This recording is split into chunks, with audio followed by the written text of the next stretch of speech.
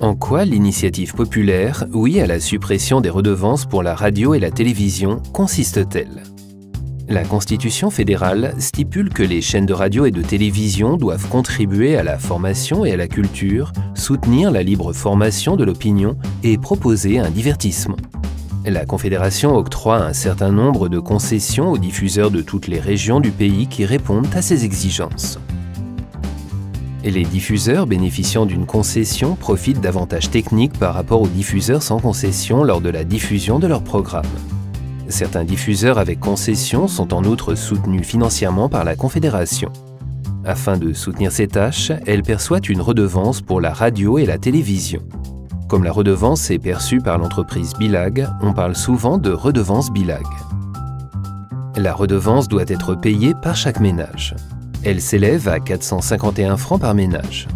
Le montant de la redevance pour les entreprises dépend de l'utilisation des appareils récepteurs. À partir de 2019, il y aura différents changements. Tu trouveras ces changements sur easyvote.ch. En 2016, environ 1,37 milliard de francs ont été récoltés avec la redevance. Diverses radios locales et chaînes télévisées régionales avec concession ont reçu environ 61 millions de francs des revenus.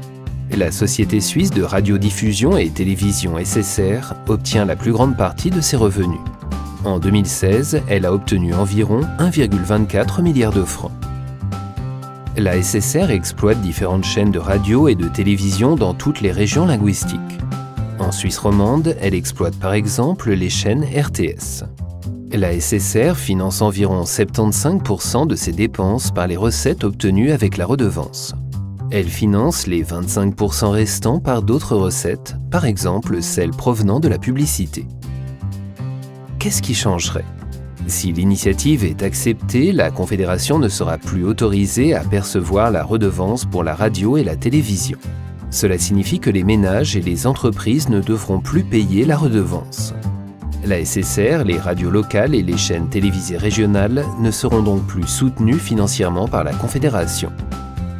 En outre, la Confédération ne devra en aucune manière soutenir financièrement ou exploiter elle-même des chaînes de radio ou de télévision en temps de paix. De plus, les concessions avec lesquelles les diffuseurs bénéficient d'avantages techniques seront désormais mises régulièrement aux enchères.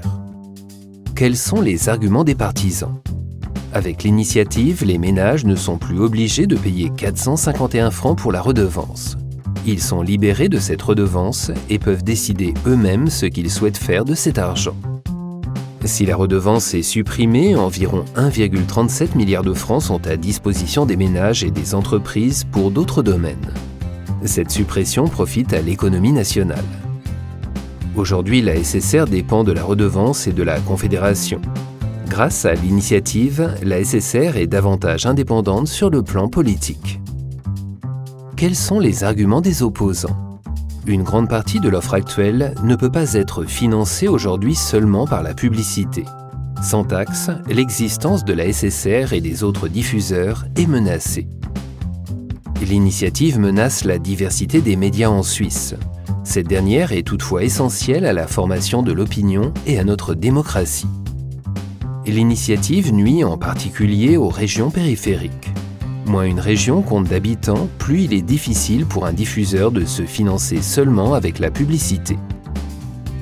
Si tu souhaites que l'initiative populaire, oui à la suppression des redevances pour la radio et la télévision soit acceptée, alors vote oui. Si tu souhaites qu'elle soit refusée, vote non.